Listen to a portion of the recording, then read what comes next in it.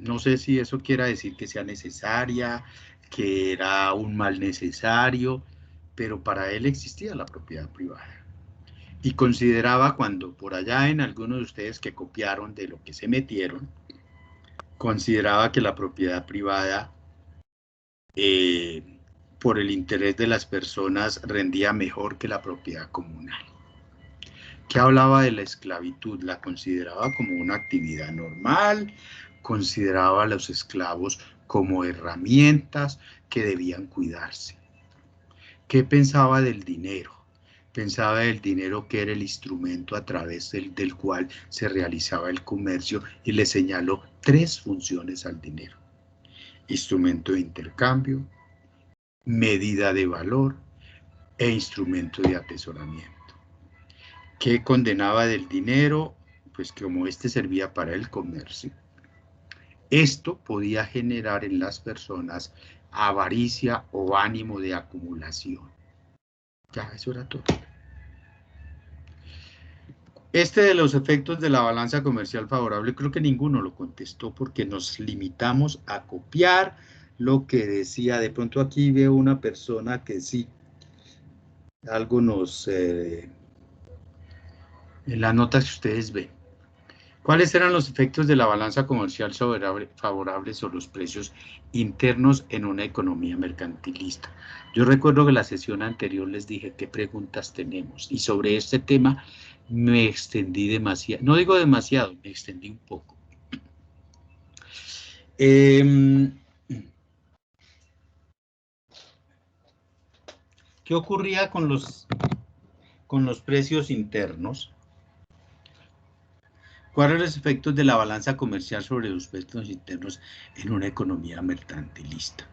Ya sabemos que el mercantilismo, el concepto de balanza comercial favorable, no es otro que eh, las exportaciones sean superiores a las importaciones. No es otro criterio que, como el comercio se hacía con metal, una balanza comercial favorable implicaba que hubieran flujos monetarios de dinero a esa economía. Como aumentaba la oferta monetaria consecuencia de esa balanza comercial favorable, los precios internos de esa economía subían. Esa subida de los precios convertía a esa economía, esa subida de los precios internos en esa economía, producto de la balanza comercial favorable, se traducía en que esos bienes para los compradores del exterior eran más caros, lo cual implicaba que sus exportaciones disminuían. A su vez, como en esa economía los precios internos habían subido, los compradores en esa economía internos veían que los bienes en el exterior o en otra economía eran más bajos, el precio, lo cual generaba que se diera un flujo de importaciones. ¿Qué ocurría con eso?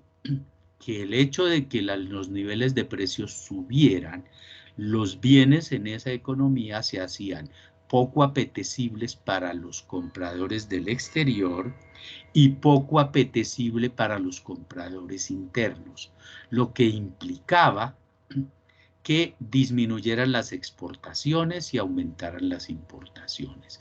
Y la balanza se equilibraba, lo que hoy era favorable, mañana se convierte en desfavorable. Y lo que en otra economía era desfavorable como consecuencia de la subida de los precios en esa economía, se vuelve favorable. Eso era todo. Todos, no sé si fue que no metieron bien la pregunta en Google, pero no sé. Para los fisiócratas, ¿cuál debería ser la acción del Estado y cómo debía garantizarla? De igual manera me pasó lo mismo. Entonces, para que hablemos de los fisiócratas, Eh, Estábamos hablando solo cuál era la función del Estado. Para los fisiócratas no estaban de acuerdo con las políticas de comercio del Estado, pues ellos querían tener una tendencia de libre cambio, en donde había una estrategia macroeconómica que ayudaría a la explotación de la agricultura y con eso se generaría una forma de reponer los insumos utilizados. La propiedad estaba regida por un orden natural y existía la división internacional del trabajo. Bueno.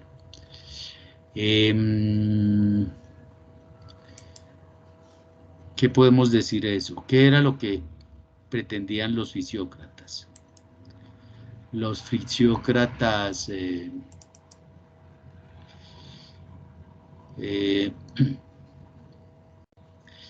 a ver, voy a coger otra herida. Para los fisiócratas, la acción del Estado era obtener fondos a través de la tierra y este debería garantizar esta acción, anulando todos los impuestos establecidos sobre la tierra por los mercantilistas. Estoy repitiendo la misma pregunta y si todo cojo. Bien.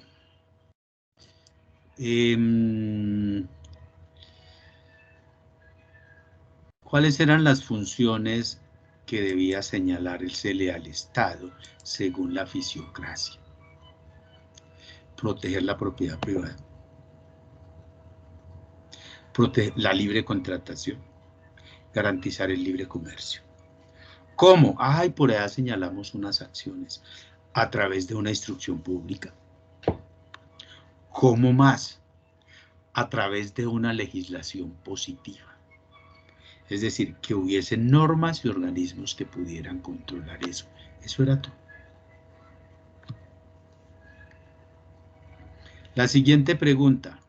¿En qué diferían los fisiócratas y los mercantilistas acerca del origen de la riqueza? Bueno.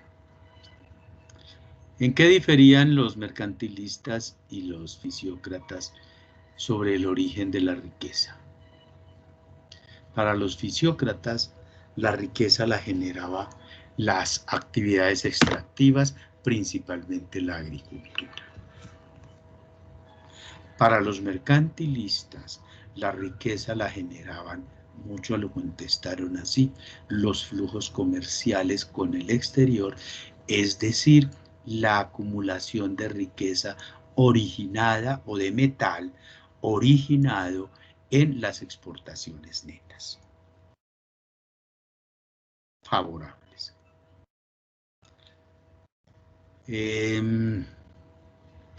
¿Cómo puede resumirse el pensamiento económico escolástico? Igual nos metimos, nos hablaba de todo. Decimos que el pensamiento económico escolástico, no digamos, es muy atrevido decir que era muy pobre, pero señalamos básicamente que para ellos, dado las consideraciones históricas en ese momento, las condiciones económicas o las consideraciones económicas o los temas económicos no, casi que no tenían importancia, como quiera que estaban pegadas a la norma de la moral cristiana, moral del cristianismo, que consideraba que los seres humanos estamos en la tierra de paso hacia el reino eterno.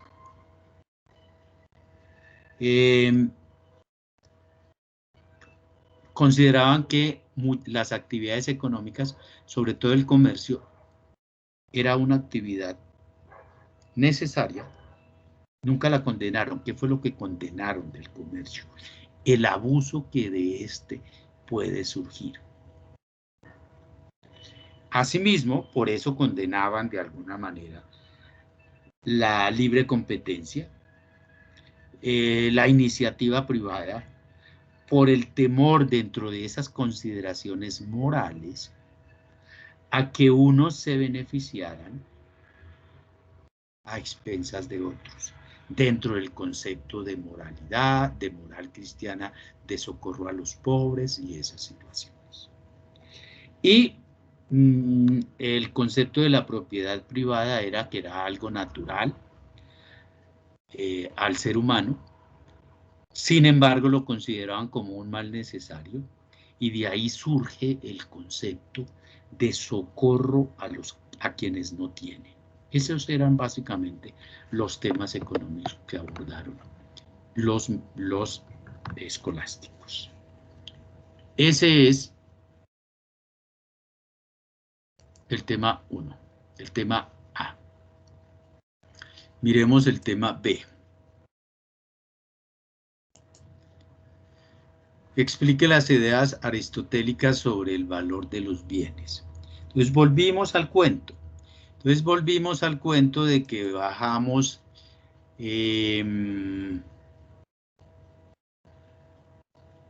a ver, y bajamos de internet. Y entonces bajamos de internet y copiamos todo lo que nos permitió internet.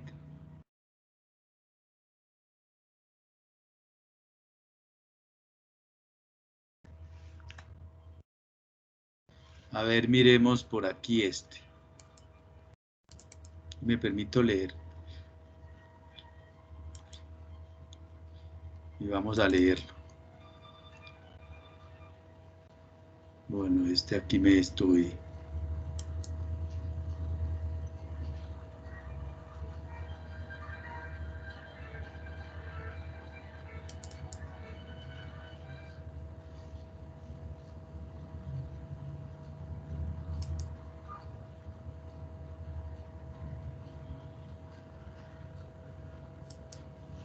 Aunque hubo unos que me salieron casi iguales.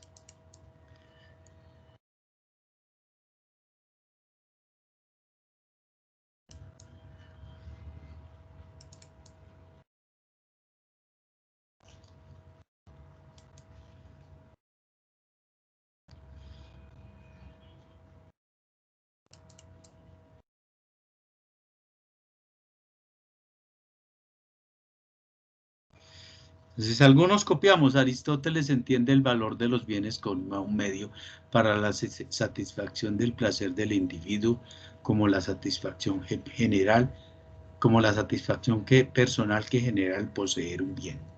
Pues, infortunadamente ahí no nos dice absolutamente nada. Pero sigamos buscando.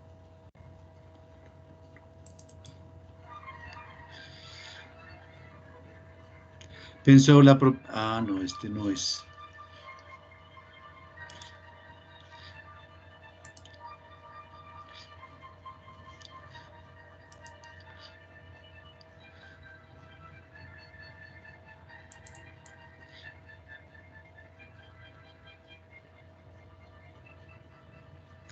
Aristóteles concibe la economía como el uso de los bienes necesarios para la vida buena. El bien supremo del hombre es la felicidad. La felicidad es la máxima virtud. Se concentra en dos conceptos claves, el bien y la virtud.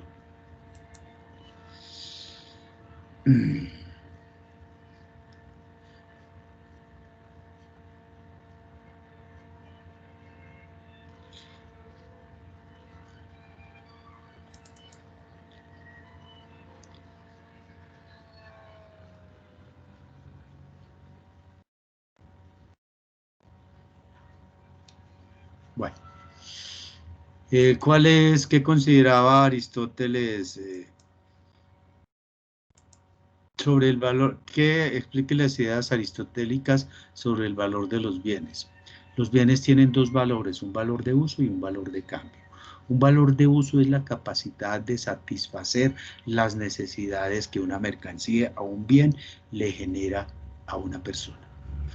Y el valor de cambio es el valor que se deriva del valor de uso. Es decir, el valor de cambio tiene que ver con el intercambio de bienes, cuando los bienes se producen para el comercio. Que un bien no tiene valor de cambio mientras no tenga valor de uso. En el entendido que para alguien es necesario, va a tener un valor de cambio, mientras tanto no tiene valor de cambio.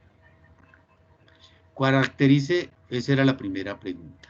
Caracterice las principales ideas económicas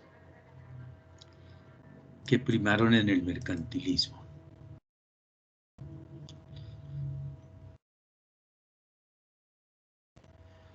Las ideas económicas que primaron en el mercantilismo son básicamente el proteccionismo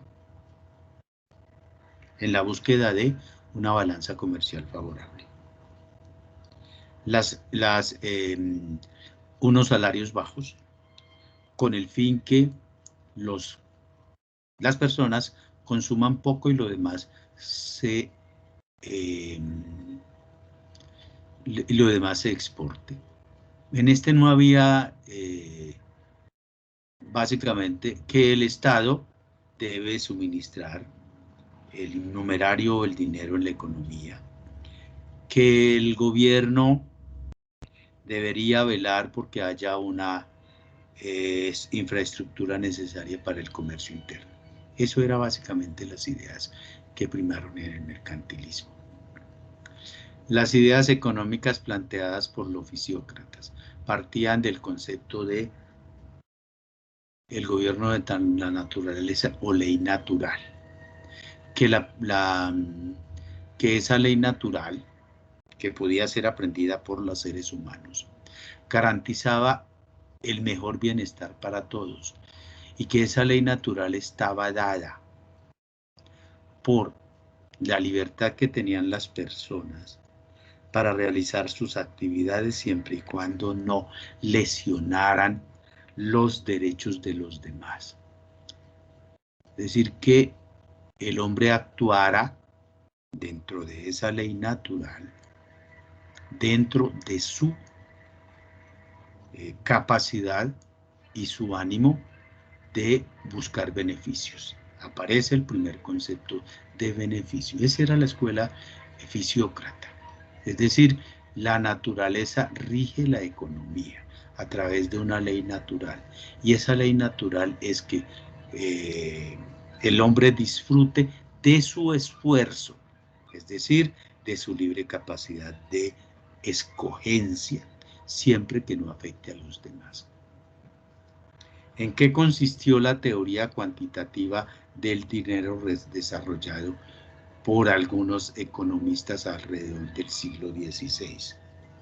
Igual, en esta nos encontramos con que pues picamos, buscamos y nos despachamos con lo que nos contesta, lo que encontramos en Google, y no lo entendimos.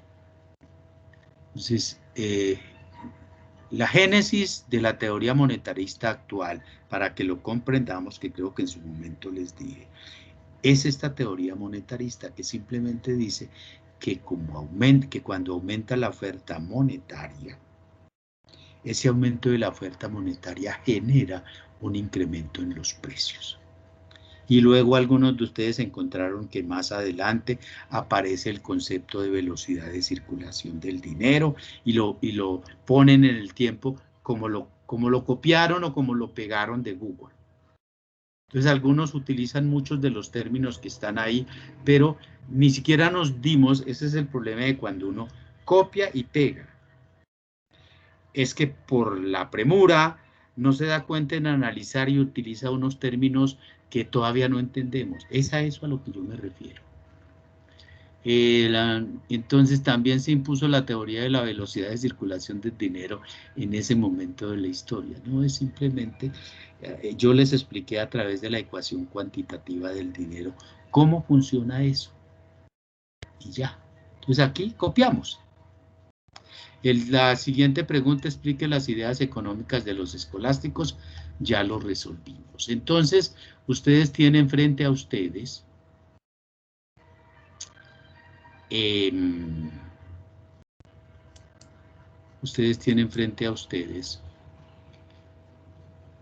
las notas. Ustedes tienen frente a ustedes las notas. ¿Cómo voy a calificar? Entonces ya aclaramos quiénes no me presentaron algunas, entonces voy a tomar un ejemplo sin ánimo de ninguna naturaleza, es para que ustedes calculen la nota. Entonces, digamos lo siguiente. Uno de ustedes tiene en el primer quiz 3,5 y en el segundo quiz tiene 1,5. 3,5 y 1,5 lo sumo y lo divido entre 2.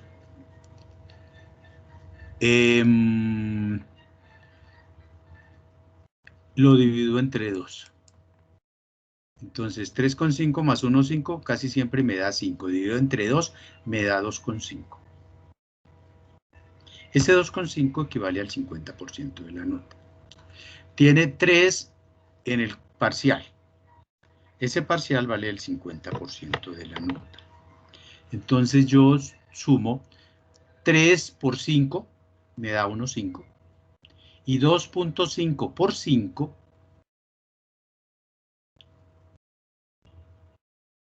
y 2,15 por 5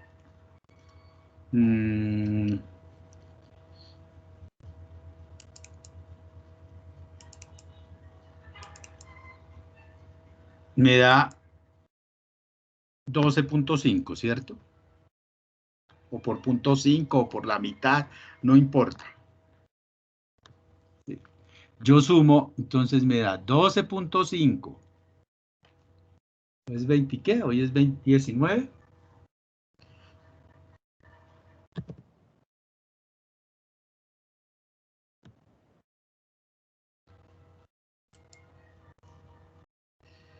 Entonces yo sumo 2,5 por 0,5. 25 por 0,5 me da 12,5, ¿cierto? Y cojo 3 por 0,5, me da 15, ¿cierto? Entonces, 1,5 o 15 más 12,5, eso me da 27,5. Esa nota la aproximaría para subirla al corte a 2,8. ¿Está claro?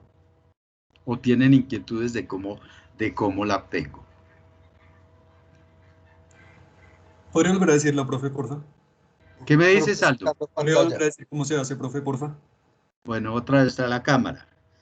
¿Pongo tus notas o no? Bueno, ustedes las tienen allá. Sí, sí, Aldo. No, profe, no tiene que decirlas. Tan solo dígame cómo se hace. Bueno, listo. Sumas los dos quizzes y los divides por 2.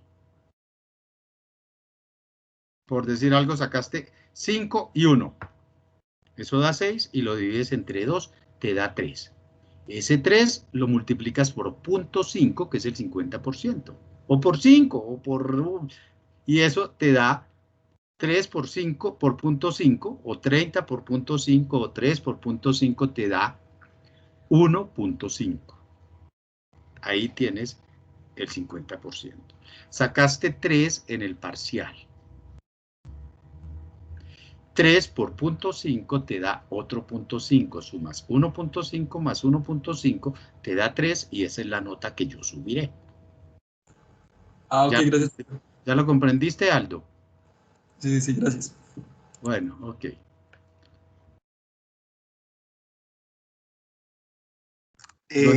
Profe. Ahora, ya vamos. Quienes no tuvieron ni excusa y no lo presentaron, entonces es una sola nota, se divide entre 2.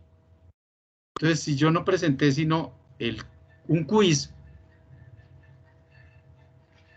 y saqué 3, 3 lo divido entre 2, me da 1,5. 1,5 lo divido, o lo multiplico, perdón, por 0,5. Y me da 0,75. Si saqué 4 en el parcial 4 por 0,5 me da 20. Más 0,75 me da 2,75. yo lo aproximo a 2.8 y esa es la nota que subo al corte. Profe, se da 3,77. Si da 3,77, lo subo a 3.8. Profe, disculpe, el profe nos dice que ahí podemos ver las notas, pero no encuentro dónde. Ahí hay una parte que dice, es el único de archivo de Excel que hay. Ah, ok. A mí sí me puede decir las notas si quiere, profe. Pues yo sé, Sin problema. pues sí, ya entrados en gastos, profe.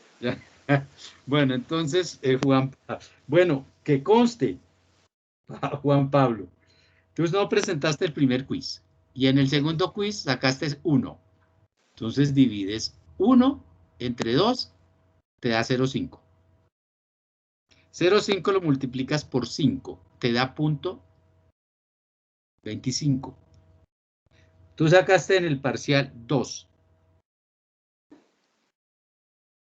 Sí. Lo multiplicas por, lo multiplicas por 0,5. Eso te da 1 más punto 25, tu nota es 1.3. Profe, pero según las respuestas que estaba dando el profe, yo estaba mirando aquí el correo que le envié, pues eran como semejantes. Pues yo revisaría eso, Juan Pablo. Por favor, profe. Y con la excusa, ¿cuándo podría presentar el primer quiz, profe? Pero ¿con cuál excusa si ya el tiempo de la excusa ya prescribió? Ah, pues es que el profe me dijo la vez pasada que se la enviara. Y pues, Pero usted ya me la había enviado. Si ya me la envió, si sí, ya me la señor. había enviado, yo se la valgo. Y no le tomo, y ese no se lo tengo en cuenta. Es decir, yo, cuando alguien tiene excusa, yo no repongo parciales, ni repongo, perdón, excepto parciales, que tiene que ser con excusa médica. Pero un quiz, si yo no lo presenté porque tenía una cita médica, por la razón que sea, que yo considere valedera, ese quiz no lo tengo en cuenta. ¿Sí?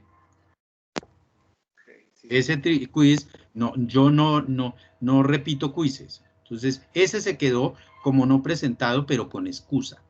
Entonces, en este caso, las personas que tienen excusa para un quiz de los dos, entonces la nota es esa nota que sacó. ¿Sí? Sí, señor. Bueno. Bueno, revisar parcial de Juan Pablo.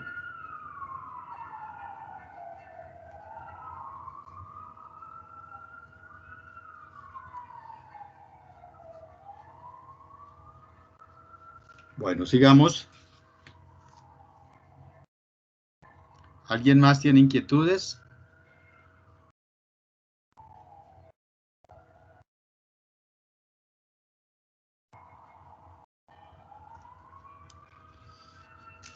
¿No inquietudes?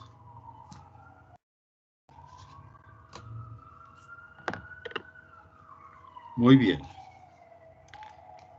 Entonces, continuemos, por favor. Si quieren, continuamos. Denme un minuto, un segundo, un minuto, por favor.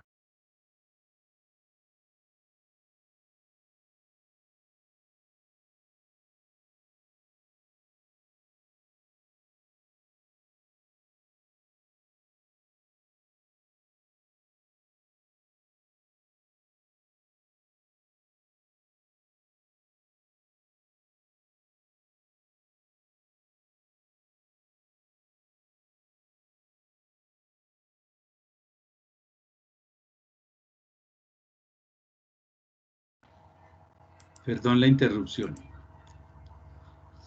Bien. Aldo, ¿dónde habíamos estado la vez pasada? La última sesión. Aldo Bernardo.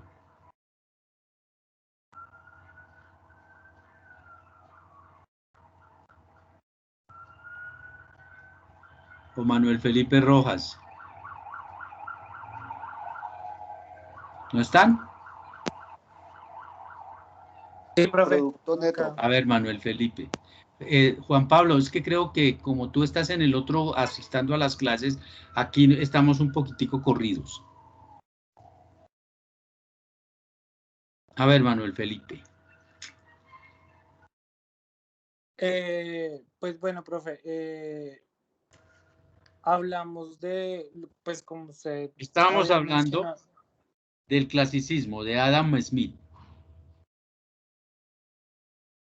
Ah, ok. Tenía otros apuntes. ¿O no habíamos quedado en eso, Luz Daniela Salamanca?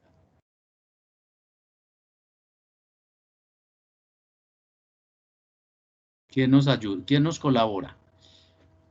¿Quién nos cuenta?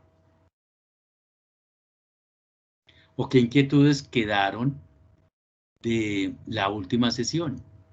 Profe, yo lo último que tengo es que A ver, tu cámara, Ángela. Ángela Marcela. estábamos como repasando lo de los fisiócratas, que fue lo del estado de Darwin, y del estado de no interferencia, y ya en eso quedamos. O pues eso es lo que tengo en mi último registro. ¿Y no empezamos con Smith? No, Yo creo que sí.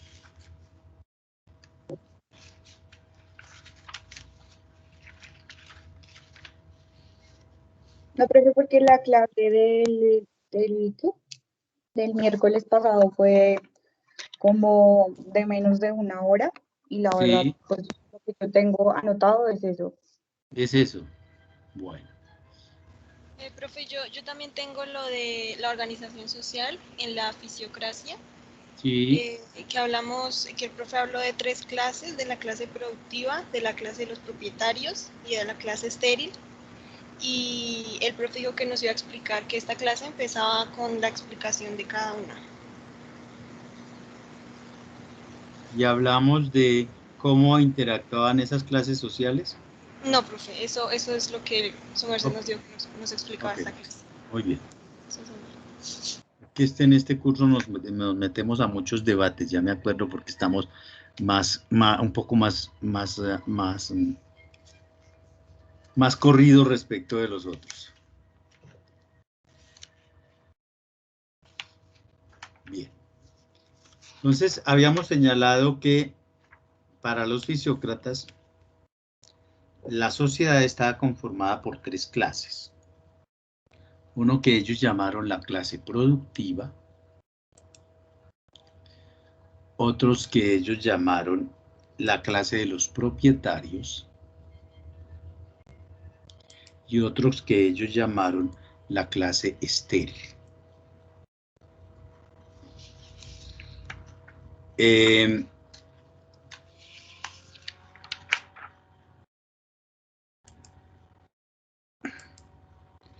¿Qué fue con lo que yo les señalé el aporte importante que ellos hicieron a la economía o a la macroeconomía? Que intentaron mostrar cómo se integraba esas 3 clases para generar la producción de la economía.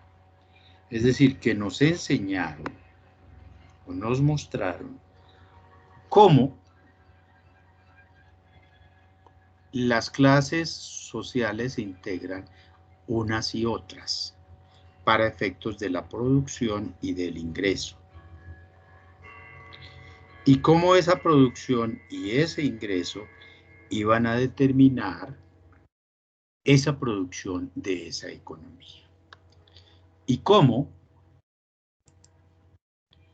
esa producción de esa economía iba a generar el bienestar de todos los agentes de esa economía.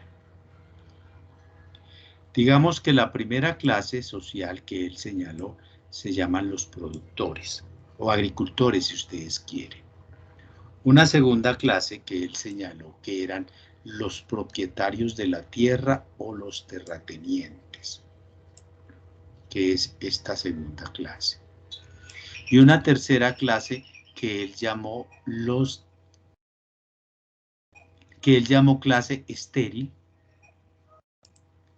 y esa clase estéril la conformó con los comerciantes y con los manufactureros, dado que él consideraba, trayendo el concepto de Jenofonte y de Aristóteles, que el comercio y la manufactura no generaban un valor, es decir, que no producían, que era de alguna manera estériles esas actividades, no obstante lo importante que eran para la economía o para la sociedad. Y que lo único que generaba, como ya lo señalamos, lo que él llamó un producto neto, es la agricultura. Lo único que permitía generar acumulación era la agricultura a través de eso que se llamaba un producto neto. Que esta clase social, la de los productores o agricultores, llámenla ustedes como quieran, cuando produce un bien o unos bienes, esa producción que genera esa clase, esa agricultura, ¿sirve para qué? Esa sirve para satisfacer las necesidades de sí mismo,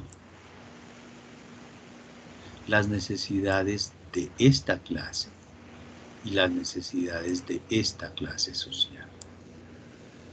Esa es la producción. ¿Produce para qué? Para que los agricultores puedan consumir. ¿Qué consumen? Lo que ellos producen. Para que los de la clase estéril puedan consumir, porque ellos demandan bienes que producen esos agricultores. Y que para que los dueños de la tierra pudieran satisfacer sus necesidades. Entonces ahí tenemos la producción. Esa producción se reparte con estos, esa producción se reparte con estos, y esa producción se reparte al interior de esto. Eso se llama el producto de la economía o la producción de la economía. Bien. Esa producción de esa economía, de esa producción, de ese sector productivo, ¿qué requirió para lograrse? Es decir, ¿qué se requirió, qué se necesitó para que los productores o agricultores, como ustedes quieran llamarlo,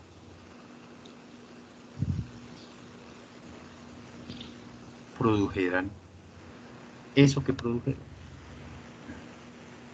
Es decir, pensemos, esos agricultores generaron una producción que costó 5. Para generar esa producción que costó 5, ¿cómo lo hicieron?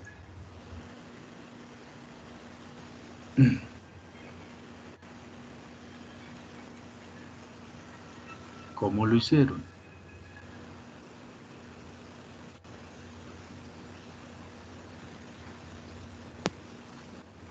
Cultivando. ¿Quién nos dice cultivando? Juan Pablo. Listo, Juan Pablo, por favor. Cultivando. ¿Cultivando qué? Granos, o sea, pues... Cultivando la tierra es la respuesta, Juan Pablo. ¿Listo? Sí, eso es lo que quieres decir. Eso, sí, listo, los productos perfecto, agrícolas. Perfecto. Pero para yo obtener algo de la tierra, ese cultivo que necesito.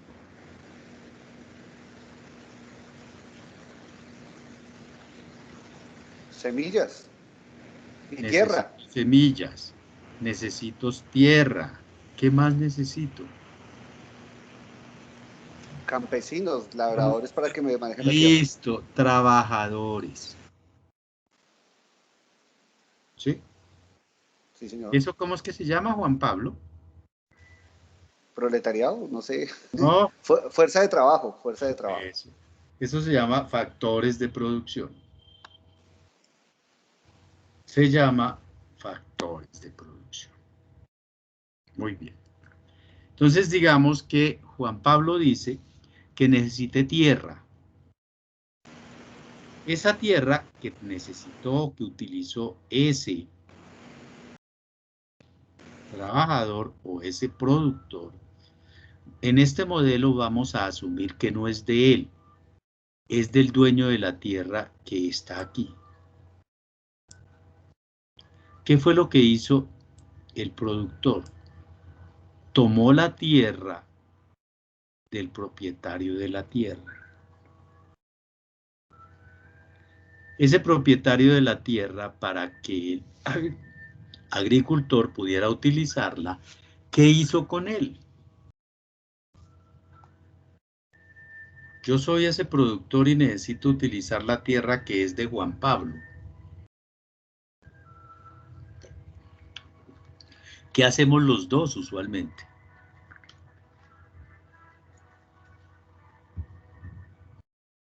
¿Mm?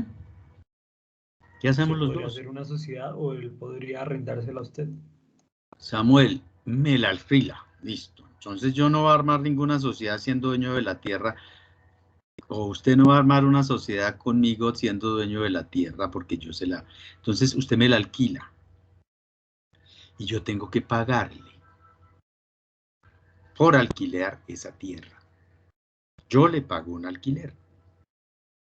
Yo le pago o este le paga 2 al dueño de la tierra para utilizar la tierra y generar una producción. Juan Pablo dijo hace un momento, utilizo semillas u otras cosas, herramientas, eso que se llama insumos. Y eso que se llama insumos, se lo compro a estos. Es decir, yo pago 1 por los insumos, pago 2 por la tierra. Yo tengo que vivir porque trabajo. Yo tengo que utilizar mis semillas que cuestan. Entonces, voy a encerrar estos 5. Bueno, voy a borrarlos y voy a encerrarlos.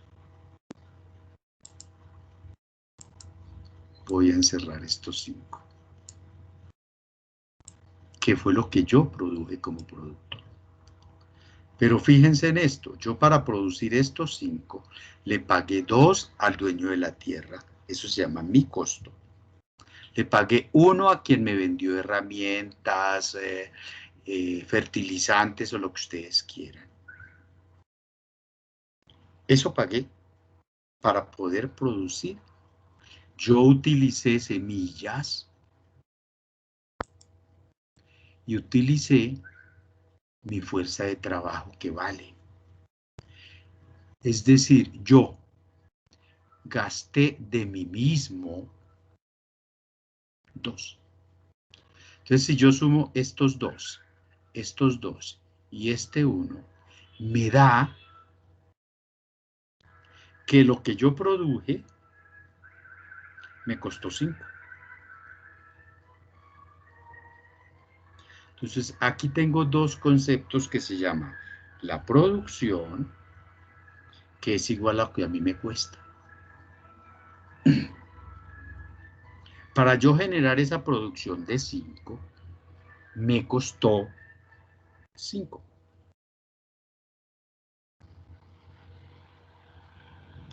¿quién recibió esos 5? Entonces, esa producción que costó 5, ahora la miro por otro lado. Es decir, esto nos permite ver que una moneda tiene dos caras, que es lo que ustedes verán en macroeconomía. Lo que es la producción implica lo que cuesta producir eso. Y eso que cuesta producirlo, alguien en la economía lo recibe. Y eso que se recibe por alguien en la economía se llama el ingreso. Entonces ustedes se van a encontrar que el ingreso, que lo voy a señalar como esta Y,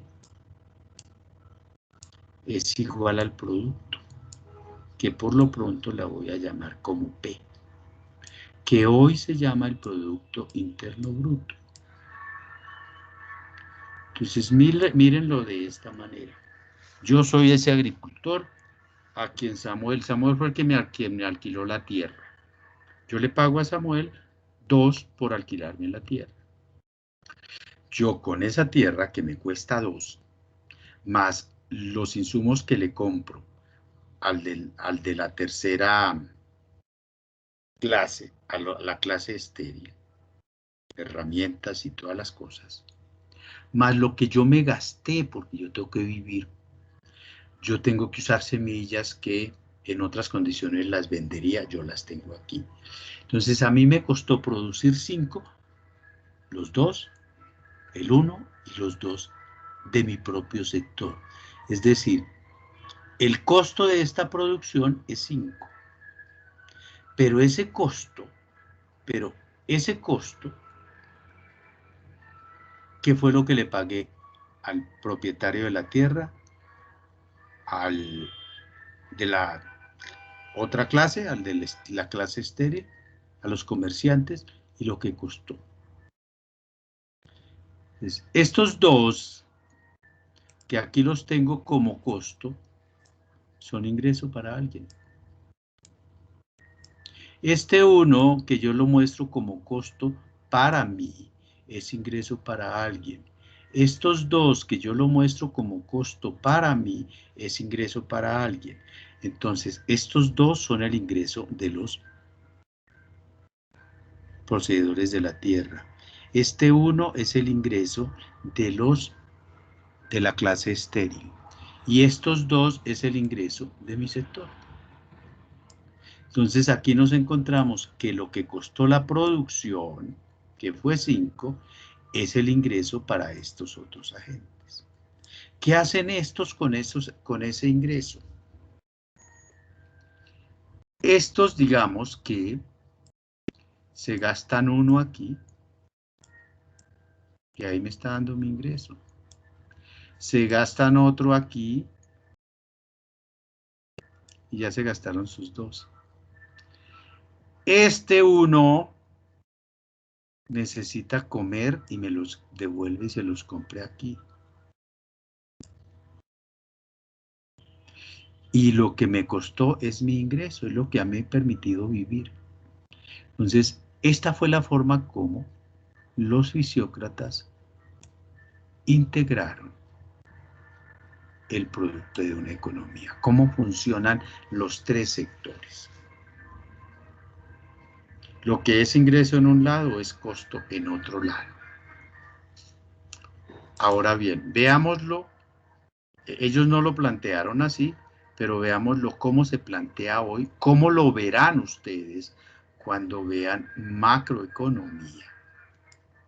Y aquí yo voy a utilizar un modelo que se llama un modelo del flujo circular de una economía, que ustedes lo verán el próximo semestre cuando vean microeconomía, pero lo verán con más profundidad cuando vean macroeconomía, porque este modelo nos va a permitir cómo actúan los agentes de una economía.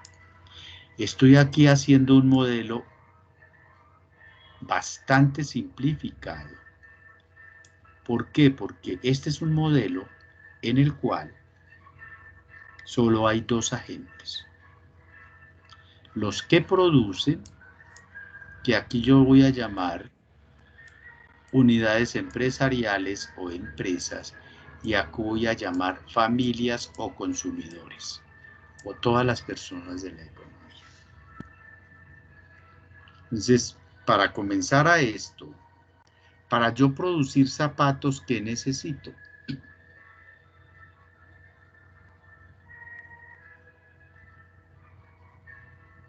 ¿Quién me ayuda? Un capital inicial. Que además para de yo mano de producir producción. zapatos, ¿qué necesito, Diego? Materia prima, cuero. Listo, necesito materia prima, cuero.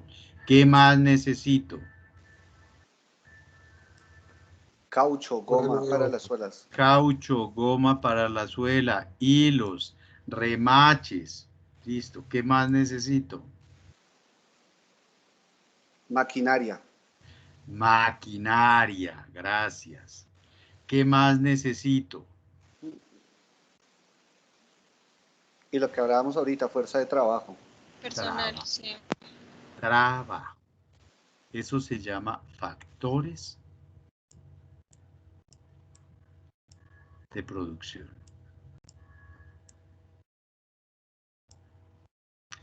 Si no hay factores de producción, yo no puedo producir zapatos, ni puedo producir arepas, ni puedo producir cortes de cabello, ni puedo producir maquinaria. Para eso necesito factores de producción. Tierra, capital, trabajo. ¿Está claro? Y esos factores de producción que tengo aquí, estos que yo lo tengo identificados como ve que voy a llamar empresas,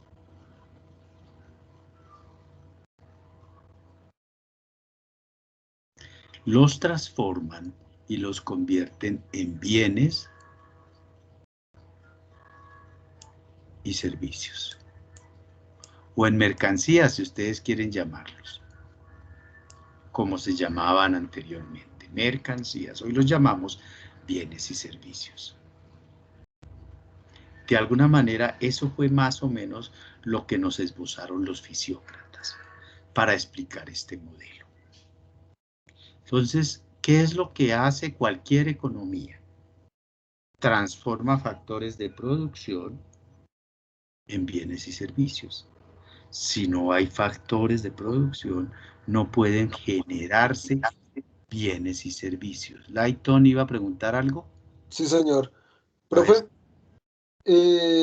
¿los fisiócratas no tenían en cuenta la banca o No, los no, hasta ahora no, y este modelo, aquí estamos excluyendo a la banca. Ustedes hablarán de la banca más adelante. Es decir, para este modelo no había banca, para este modelo había, según los fisiócratas, 3 áreas de producción y lo único que hicieron fue mostrar cómo se integraban esas 3 áreas de producción. Ustedes en macroeconomía verán en algún momento, aquí en este mismo muñeco, cómo entra el baile de la banca y cómo entra al baile el Estado. Aquí no estamos metiendo a nadie más. Obviamente es un modelo muy simplificado, mucho, pero el hecho de que sea muy simplificado no quiere decir que no sea la base para comprender el funcionamiento total de la economía. Entonces, bien. Entonces, aquí tenemos 2 mercados. Todavía ustedes no saben qué es un mercado.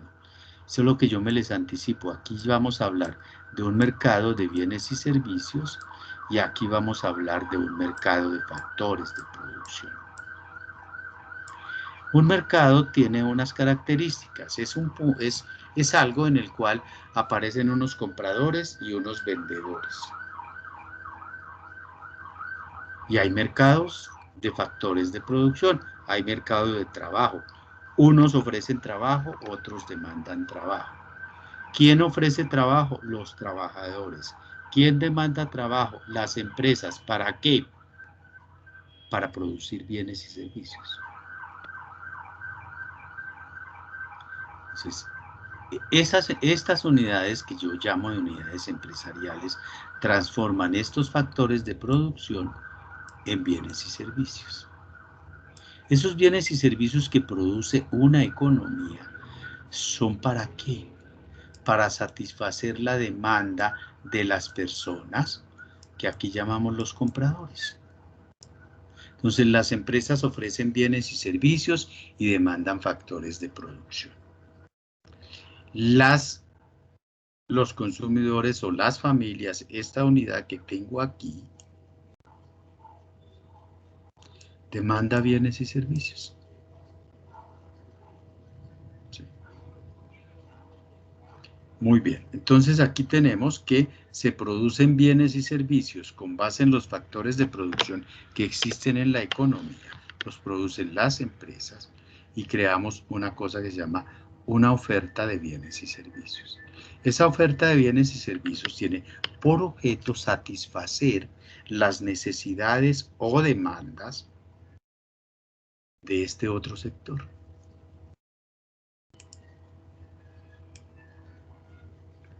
Este demanda los bienes y servicios que produce este.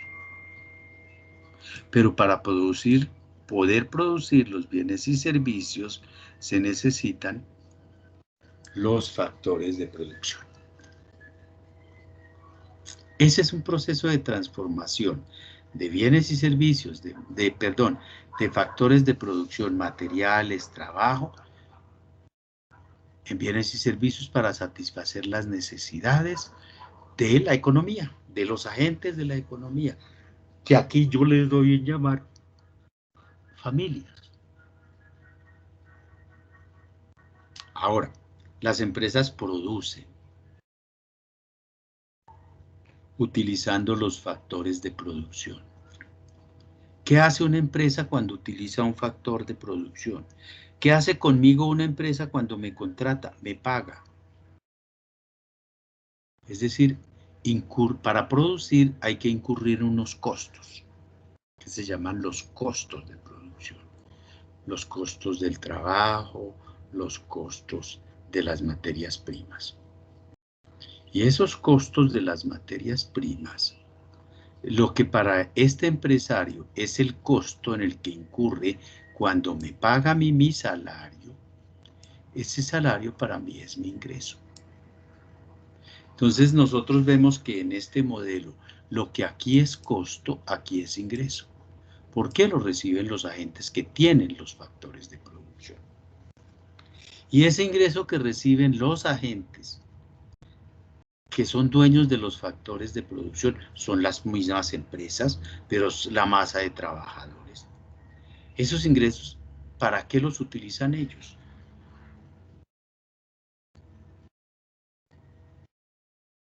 ¿Para qué reciben ingresos las personas?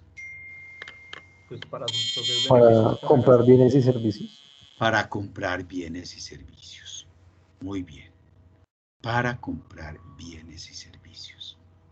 Y cuando compran bienes y servicios, les pagan a las empresas por comprar esos bienes y servicios. Y las empresas, eso que recibe, es lo que les sirve para pagarle a las familias o a los dueños de los factores de producción por utilizar esos factores de producción. Así es como funciona una economía. Así es como funciona cualquier economía en cualquier lugar del mundo. Y esa producción es el producto nacional de una economía. Y ese ingreso es el ingreso nacional, que luego va a gastarse esa economía y ya veremos en qué se lo va a gastar. ¿Alguna inquietud sobre este diagrama?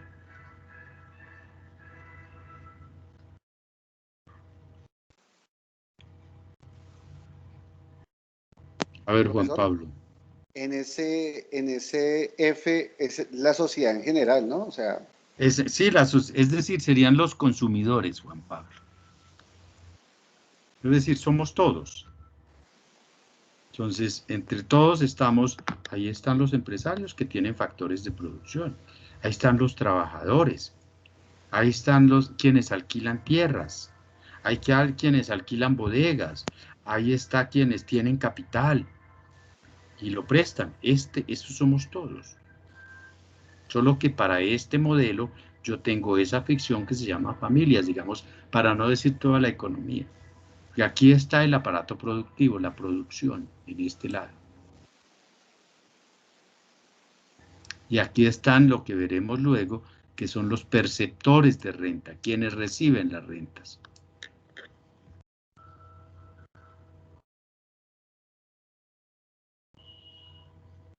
¿Alguna inquietud?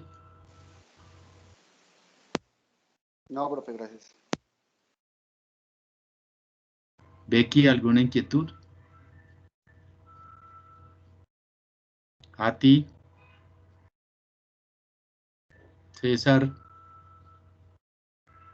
David Felipe. Giraldo. No, profe. No, señor Julián profe. No, profe, no, Andrea. señor. Julián Andrea. Laura Esperanza Riaño. María Fernanda. ¿Está claro? Sí, señor profe. Bien. Pues, de alguna forma, digamos que ese es uno de los aportes que hizo la fisiocracia. Le hizo un aporte a la macroeconomía que intenta explicar cómo la economía, los distintos agentes en la economía interactúan. Entonces digamos que uno de los grandes aportes de la fisiocracia a la economía fue por el lado de la macroeconomía. Hubo otro concepto bien importante que ellos señalaron, y es que los seres humanos, cuando realizan actividades económicas, lo hacen con el objeto de obtener los máximos beneficios posibles. Eso se llama maximizar beneficios.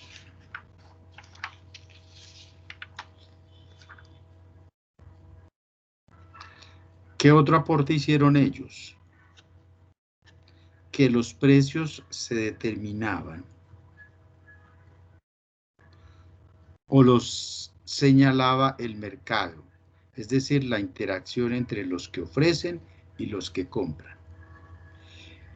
Y que eso es como consecuencia de esa ley natural en la cual no intervienen las personas. De ahí surge una cosa que vamos a ver más adelante que se llama la mano invisible, que es lo que regula el mercado según Adam Smith. Y que la libre competencia que se da entre muchos productores y los consumidores conduce a un mejor precio para la sociedad, para quienes los compran, y un mayor beneficio para la sociedad. Y que eso se logra cuando los individuos buscan su propio beneficio.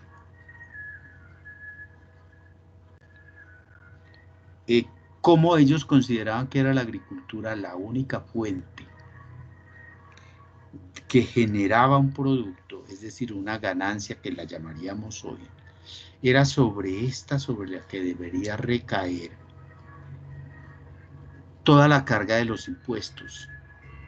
Es decir, que las sociedades debían gravar eso que se llama el producto neto, que hoy llamaríamos los beneficios, y que las demás actividades, como eran estériles, no generaban producto neto, y que la carga impositiva debía recaer sobre ese producto neto de la agricultura. Y de ahí derivaron un concepto que algunos de ustedes copiaron, que se llama el impuesto al producto neto, que es un impuesto único, que deberían proscribirse, es decir, eliminarse, prohibirse todo tipo de impuestos que recaía en ese momento en la Francia, que fue donde estuvo la fisiocracia, y que solo recaía sobre ese producto neto. Es decir, un impuesto único contrario a todos los impuestos que señalaban los mercantilistas, y que el comercio debería ser libre, sobre todo el comercio de exportación, de acuerdo a ese principio de no intervención, que es la característica de la fisiocracia. ¿Alguna inquietud sobre eso?